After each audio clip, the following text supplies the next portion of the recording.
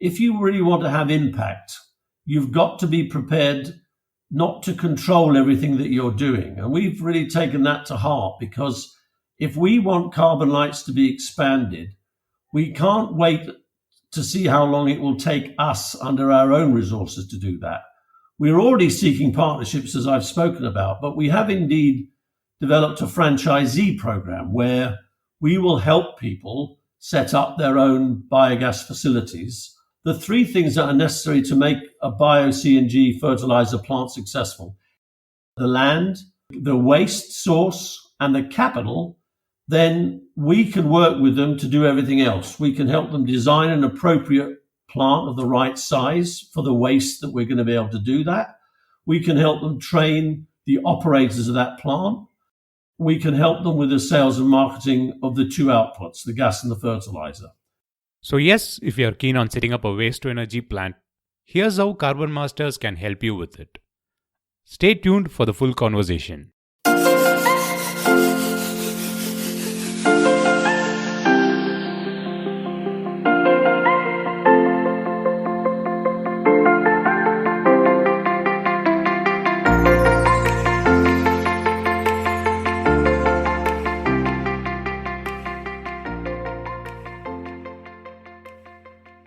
Hello and welcome to yet another episode on the Mission Shunya podcast channel.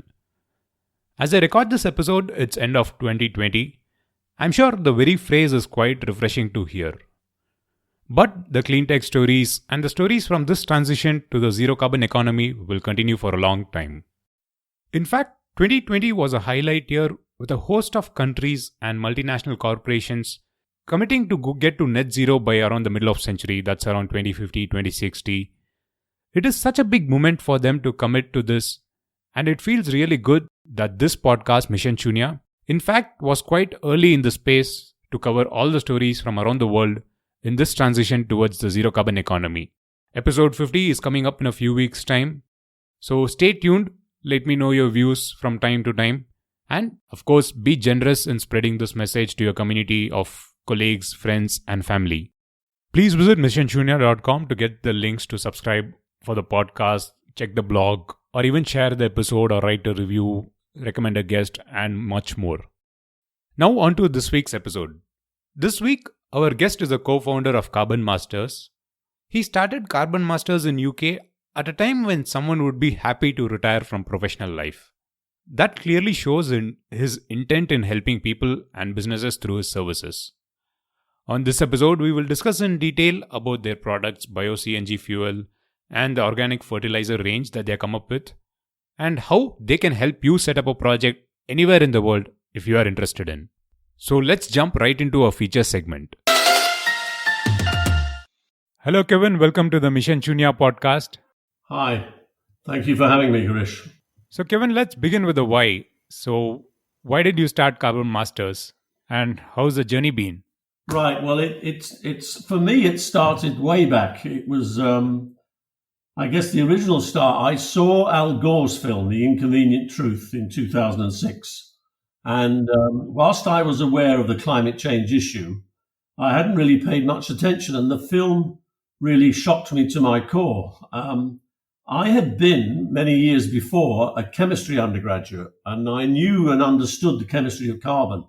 But when I saw Al Gore's film, I mean, the thing that struck me was, A, this was a very serious issue, and B, we seemed to be not doing very much to address it. So that was around 2006. And then the following year, the then Labour government in the UK asked the professor at the London School of Economics, Nicholas Stern, to carry out what was the first financial implication of climate change, certainly in a European context.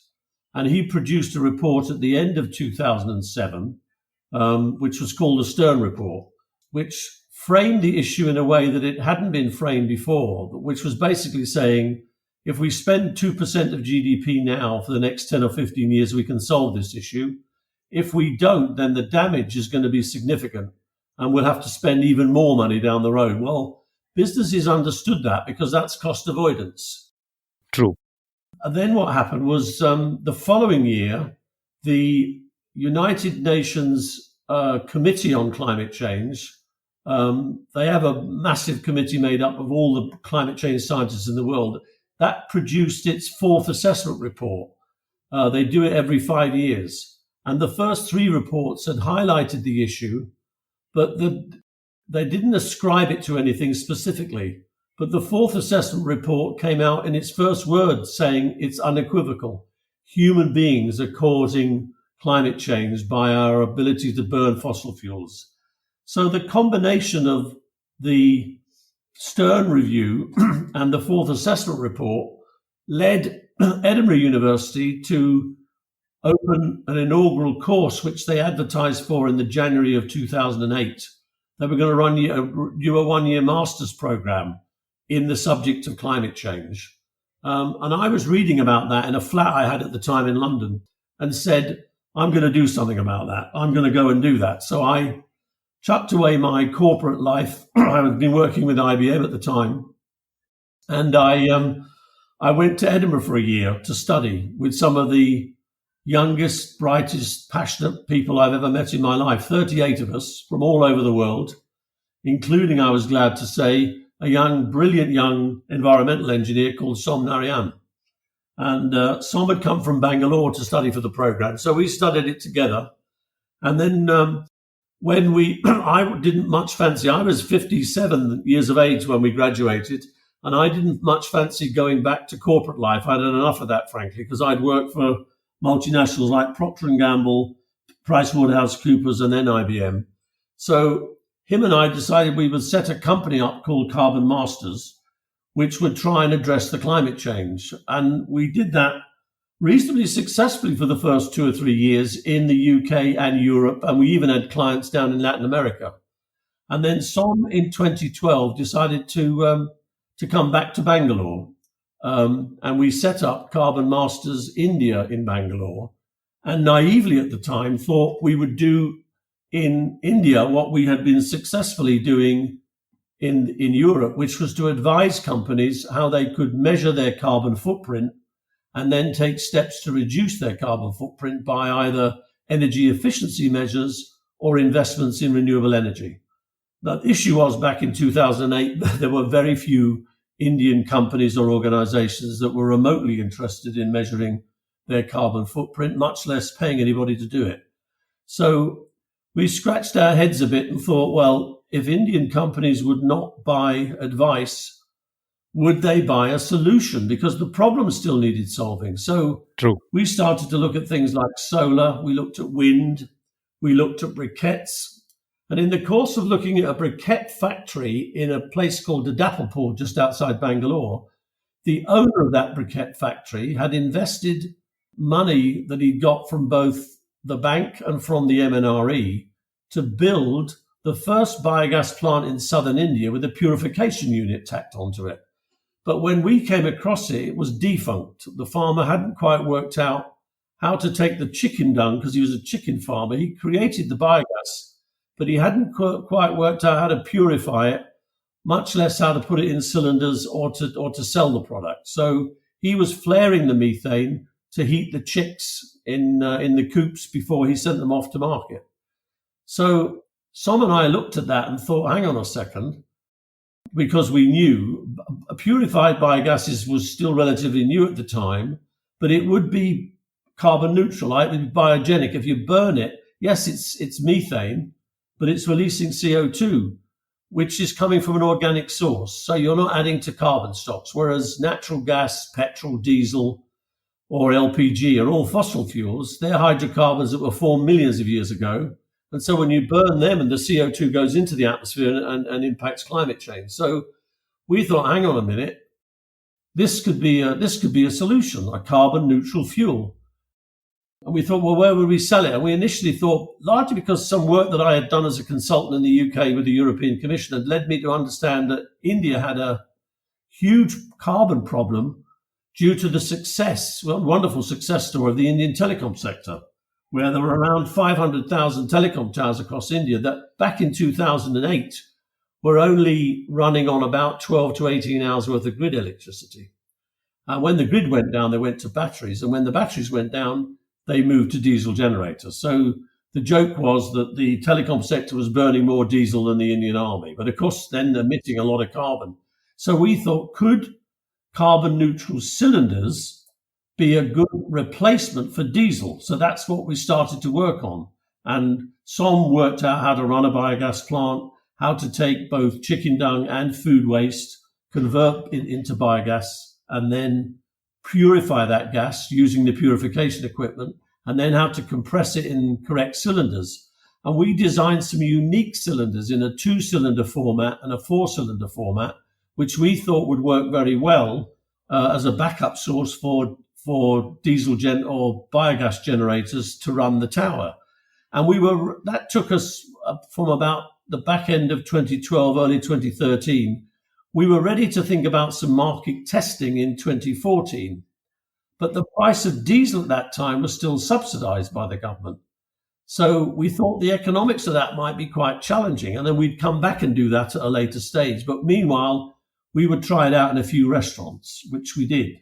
And then we got the big aha. Firstly, because restaurants, of course, in India and in Bangalore are all using LPG. LPG, when you cook with it, as you start to use the gas, the pressure drops. Chefs just put up with that. Our gas is packed at much, much higher pressure, about 150 bar pressure. And then we've developed unique pressure reducing systems which reduce the gas pressure as it goes into the kitchen and then into the burner. But because it's starting at such a high pressure and it's 100% gas, whereas a liquid petroleum gas has liquid at the bottom, it cooks at a constant pressure throughout the cooking process. So from a technical point of view, the calorific value of biomethane, as it's technically called, is higher than LPG. So you get a better cooking performance. It doesn't reduce pressure as the chef is using it, which chefs love. And you're saving money versus LPG, somewhere between 10 and 15%. So from a restaurant's point of view, it was super. And from our point of view, it was great because we were displacing a fossil fuel with a carbon neutral gas. So we were saving both costs and carbon emissions. That's nice, Kevin. Before I get into the particular line of products that you have, I just have to appreciate the fact that at age 57, you went on to do a master's and then entirely shift into a new domain and then get started with this as an entrepreneur. It's something really credible, and hats off to you for your perseverance all through this time.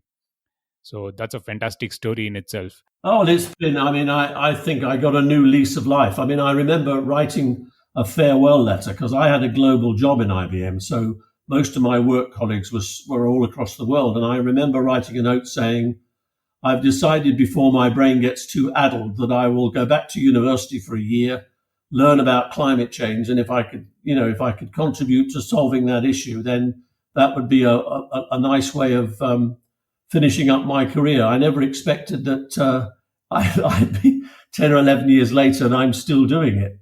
It's been a remarkable journey.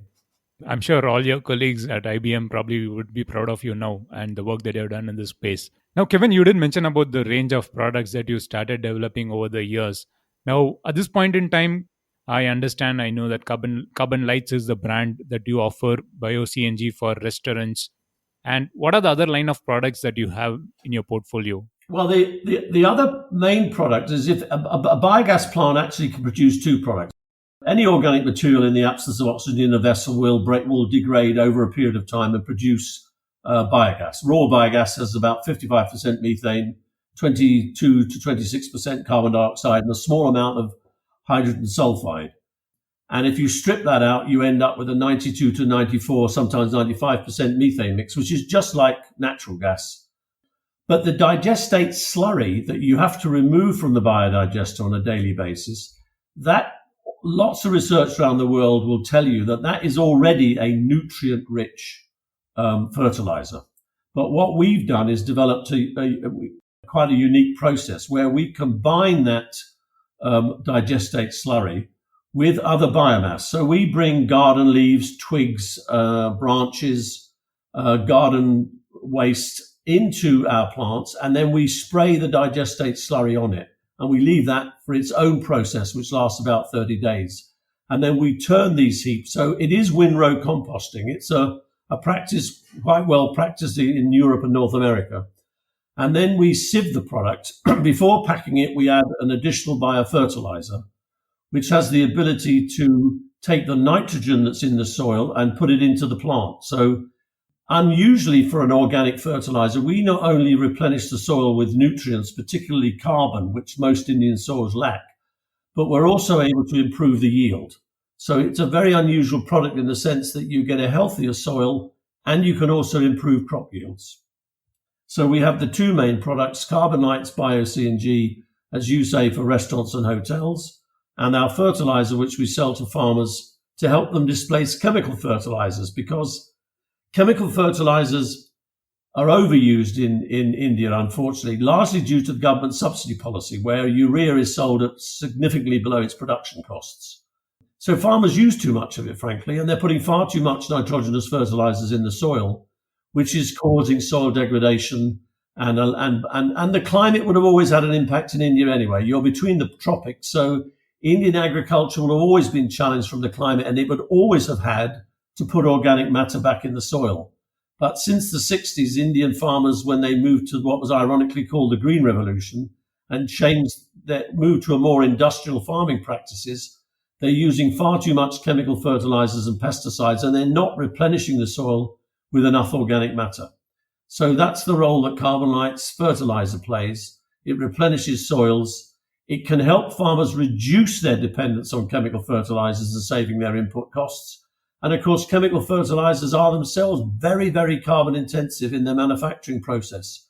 So in reducing the use of chemical fertilizers, we're also reducing carbon emissions. So from our point of view, biogas to Bio CNG and fertilizer is, we'd argue, and we're biased, of course, but we think it's one of the best solutions to reduce carbon emissions that's available in the world today.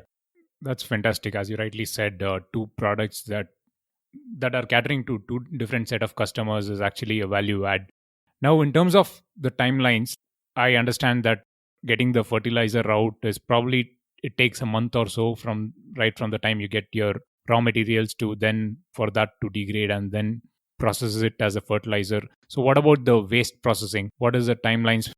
It depends on the substrate one's using. So we focus very much around, whilst we started at our pilot plant looking at chicken dung, we also prime our digesters. To start a digester off, you need to either the slurry from another biogas plant or you fill it with cow dung so that you can create the microbes, which then create the biogas. But when the plant is commissioned and it's been primed, we focus on food waste, the organic portion of municipal solid waste. Now that needs a retention time of around 30 days. Okay. Now, once you've started to generate gas, then you need to feed the biodigesters with the requisite amount of waste on a daily basis, and you need to remove an equivalent amount of digestate slurry every day. Okay. Now that's really the process. So once you start to create gas, we're pulling it off, purifying it and bottling it on a daily basis, as well as removing the digestate slurry on a daily basis. That's fantastic. I understand that the entire process of getting the raw material itself is a big challenge, especially considering that you operate out of India. How big of a challenge is that? It is, and one of the big issues with biogas generally has been both getting the quality of waste. Municipal solid waste needs to be segregated at source. I mean, there are two factors if it isn't. One is that you end up trying to separate it in the plant, and very soon your plant will look like a landfill, and people don't like that. Secondly, you have to spend more labor costs to separate, and then what you end up with doesn't give you a very good yield. So we need to ensure that separation at source is instigated before it's viable to set up a biogas plant. Now, in that sense, we were fortunate in starting this whole business in Bangalore, who, to their credit, have tried to lead the way in implementing the municipal solid waste rule. So it's an ongoing task, but the levels of segregation are better than most other cities in India, and they're getting better. And the government is introducing fines for people that don't separate. And it's just this week, I believe, announced that it's going to start levying a fee for picking up the waste, and it will only pick up separated waste. So for us, and we work with partners. We work with two major companies that are in Bangalore. That's Saha Zero Waste and Hasudra Innovations Solutions. That because of the implementation of the municipal solid waste rules, they are picking up waste from IT parks, from bulk generators that is source segregated, and therefore we act as a destination for that food waste. That is great. In fact, on an earlier episode, I had Padma Shri Balram join me on the podcast and mention about. I remember it. Yes. Mention about setting up a plant, and she did mention that you were very kind to help with the technology, and the plant is probably doing well. Yes, it is. I mean, it's expanding as well now because we're putting some additional boxes there that, interestingly, have been paid by some corporates who are paying for the fact that it can take waste and it can convert it and it stops it going to landfill. So it's going to reduce carbon emissions from that. So, every step of a Carbonlites power plant saves carbon, because the food waste, if it went to a landfill, would release methane, which would address the climate. By creating a fuel which displaces fossil fuels, not only for cooking and backup power, but also as a transport solution. In fact, some also developed using our gas in a CNG vehicle. And in fact, we were the first people ever to run a CNG vehicle on a Bangalore road with biomethane. And that was interesting because that led to a relationship with Mahindra, because we bought 3 Mahindra CNG trucks.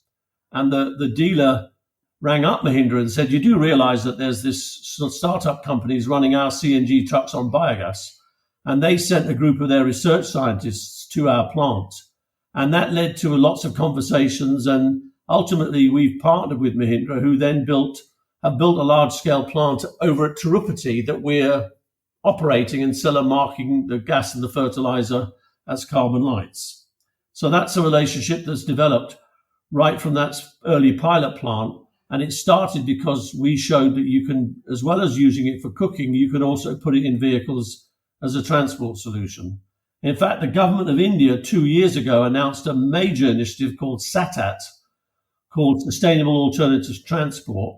And they want entrepreneurs and organizations to build 5,000 Bio CNG and organic fertilizer plants between now and 2025, on the basis that the 4 or 5 nationalized oil and marketing companies, that's people like IOCL, BP, HP, and GAIL, will agree to offtake all the gas from that plant at a fixed price of 46 rupees per kilogram for the next 5 years. So that's a very enlightened policy, which will benefit India significantly, because India is importing around 80% of its oil and 50% of its gas.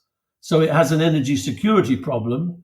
It has a fiscal problem in its you having to pay in rupees for a dollar-denominated product. And of course, bringing diesel in and burning it causes lots of pollution issues with particulate matter, particularly in cities around the air quality. So moving away from importing oil, where you're a price taker, and being able to create your own fuels using both agricultural wastes as well as municipal solid wastes, is a win-win for everybody. Perfectly said. And it brings me to my next question on the cost front. You did mention about the bigger picture where importing it in crude oil in dollars and then paying it in rupees. Apart from that, if you look at the cost structure of Bio CNG versus LPG, for example, in cooking, how does it look in terms of the cost economics? Does it favor Bio CNG? Yes, it does. We are able to economically price our products just slightly below LPG, 3 or 4%, but it delivers in use savings of anywhere from 10 to 15%. So there's a saving for the customer directly, as well as the fact that he gets an improved cooking performance. So the facts are that we've had, in any startup, we have problems. We've had production problems. Things go wrong. We've had to remove the product because we had availability problems. But what's been fascinating is the question most of our customers ask when that happens is, okay, when can I have it back? So we've never lost a customer because they've been dissatisfied with the product performance or the costs of it. So I'm very encouraged for the future that if we can build more capacity, we'll get more and more customers on our gas because it provides a better cooking performance. It's cost effective. And at the end of the day, they're doing something for the planet as well in moving away from a fossil fuel onto a carbon neutral fuel. That is right when you say that it is bringing a lot of positive things to the consumer. But how do you get the message across to them? How do you sensitize them? I think the first thing we learned is, one can have a passion to want to reduce carbon, but a restaurant owner could care less, Exactly. What he wants is he wants the product to perform well. He wants to be assured that you can deliver it regularly and that it's not going to cost him more than he would be paying for LPG.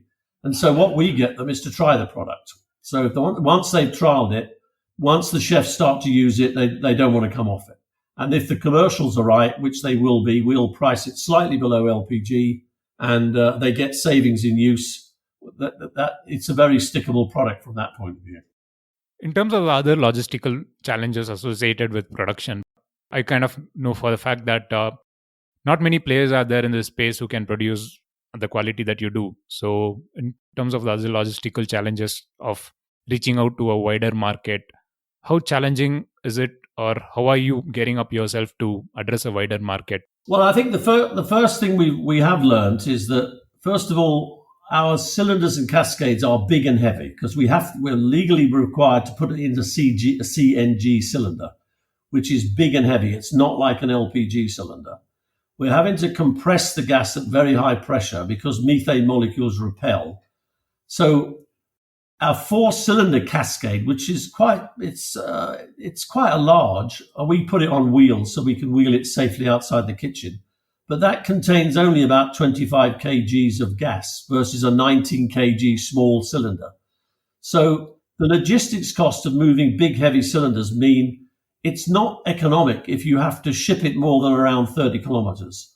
But in some way, that meets our whole model. We think the beauty with a biogas industry is it should be large scale, but it should be decentralized. I mean, we've got to move away from thinking energy needs to come out of big power plants. That's the 20th century. We've got to move to a more decentralized model where people create their own energy. I mean, our Carbonlites project that Padmasree was talking about is a wonderful example where waste is collected within 5 kilometers of that plant. It is processed in that plant. Gas is created and it's piped and consumed in a restaurant which is 100 meters away from that plant. Now, if you think the LPG that restaurant would have been burning would have probably started life in the Middle East, then it shows you what a real energy transition we're doing with a product like Carbonlites, because we're not putting that waste into a diesel truck and schlecking it out 100 kilometers to a landfill. We're processing waste where it's generated. We're turning it into energy and fertilizer, and we're selling both products locally. That's a far better solution. Now, in addition to all of that, we run a fleet of trucks on our own gas. So we pick up waste in our trucks running on our gas, and we ship our cylinders and our fertilizer in our trucks running on our gas. So we're not paying diesel costs out of pocket, and we're saving an additional carbon emissions. It's definitely interesting when you can set up such plants in a decentralized location. But I'm sure even that has its own challenges. But as the technology gets better, there are better ways of setting up the plants in urban neighborhoods. And just as you rightly mentioned, Padmashree's case is a classic case where the waste is collected from the neighborhood and then distributed in the nearby locality. So Kevin, now moving on to the road ahead for Carbon Masters and Carbonlites. So where do you see yourself going forward in terms of scaling up the business? Sure. We're currently operating out of 4 facilities. We have a fertilizer plant at Malur. We have our pilot plant at Adapalpur. We have our Carbonlites execution, which we're expanding at the moment. And we have a 40-ton plant that we are operating on behalf of Mahindra out at Tirupati. So that's what we're doing currently. We've just last Sunday broke ground on a project we've started at Harahali, where we formed a joint venture with our waste management partner, Hasudra. We're calling that joint venture Sustainable Impacts, because combining the capabilities of Hasudra, which have a unique model where they improve the livelihoods of rag pickers to go in and pick up separated organic waste. It's a beautiful model where he encourages entrepreneurship for the rag pickers to be able to use a truck that he buys for them, and then they pay him back. But they monetize the dry waste, and the wet waste they can now send to us as a destination. So we've combined with them to build a 30-ton plant out on a business park on Harahali. And that will take 30 tons of wet waste that currently Hasudra is having to either send for composting or to the landfill. We'll create Carbonlites, gas and fertilizer, and sell that to restaurants and hotels and farmers in the Bangalore area. And then we potentially want to do 10 more projects like that over the next 5 years. And we can see 3 or 4 of them already. We've got another project likely to start in Whitefield. The project at Harahali is 30 tons, but we can extend that in a phase 2 in the next couple of years for another 30-ton plant out at Harahali. And we are looking at other opportunities in Mysore, in Mangalore, and in Hubli. So we think we'll be able to get 10 plants operated via that model, which will help Sudra expand because he'll have destinations for his wet waste, and it'll help us expand because we'll be able to build capacity and be able to sell more Carbonlites and more fertilizer. So that's on that level. And then we're just about to start an interesting project with the Tata Projects, which is the EPC arm, the infrastructure arm of Tata, where they've done a fantastic project up at Jaipur, where they've cleaned up 40 kilometers of a very polluted river. And they've put cycle paths, parks, gardens, and 4 sewage treatment plants to clean up the river. The challenge they have is they've got 70 tons of sewage sludge being produced every day, which is currently having to go off to the landfill. So we're doing a pilot project with them, which we hope to start in February, where we'll combine that sewage sludge with food waste in a small-scale pilot project to see if we can convert that into Carbonlites gas and Carbonlites fertilizer. And if we can do that, that gives us an opportunity to expand, to build a larger scale plant right next to one of the sewage treatment plants to be able to manage all that sewage sludge. So if all that were to happen, then the sky could be the limit, because there are at least 800 sewage treatment plants across India at the moment, which will have that problem where the sewage sludge will be going to landfill. Farmers can use it, but there's a risk if it's not put through an anaerobic digester, in that there could be pathogens in that fertilizer that you're putting back into the food chain. So this could be a large-scale solution for all the current sewage treatment plants in India, where we can create biogas from that sewage sludge, because it's organic material if you co-generate it with food waste. So we'd be solving 2 waste streams problems and then creating clean energy and a fertilizer that can displace chemical fertilizers. So a real win-win for everybody. Sounds really exciting, especially the Tata project. And as you rightly said, if you're going to get that project on ground, then I'm sure, as you said, sky is the limit. Kevin, on a final note, you are obviously open to collaborations. As we have spoken earlier, you have definitely helped others set up plans and projects in this space. So how can people who are interested to set up projects in their own decentralized neighborhoods get in touch with you? And what do you expect from them, and how can you be of support to them?